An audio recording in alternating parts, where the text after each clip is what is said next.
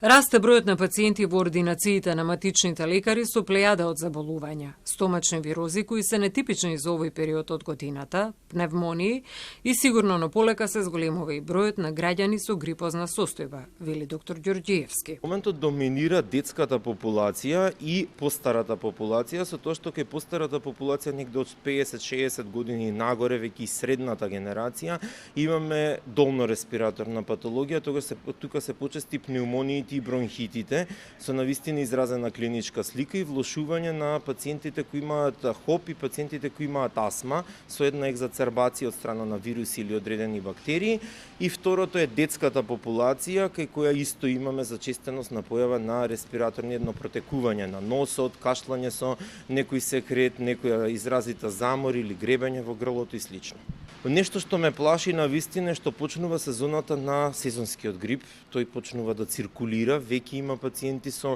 таква симптоматологија, со висока фебрилност, главоболки, болки во коски, во мускули, гребење на грлото. Тој е класичниот грип, тој ќе почне дополнително да го зголемува приливот на пациентите. Важно е да се нагласи дека се зголемува и бројот на пациенти со алергиска симптоматологија, која најчесто се должи на загадениот воздух. Во последниот временски период се приметуваат некои чудни респираторни патологии, тоа се тие надразнителни силни кашлици, каде што нема никаков друг симптом. Значи, вие немате температура,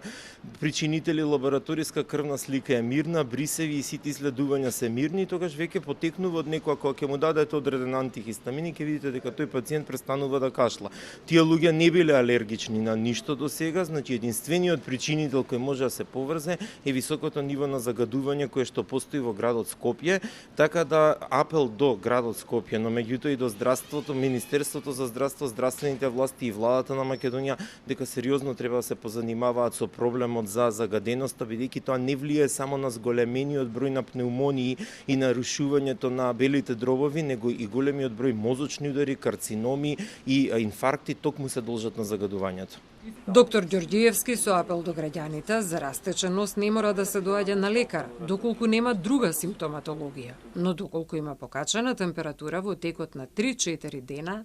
кашлица и слично, тогаш да го посетат матичниот лекар за да бидат прегледани и да добијат соодветна терапија.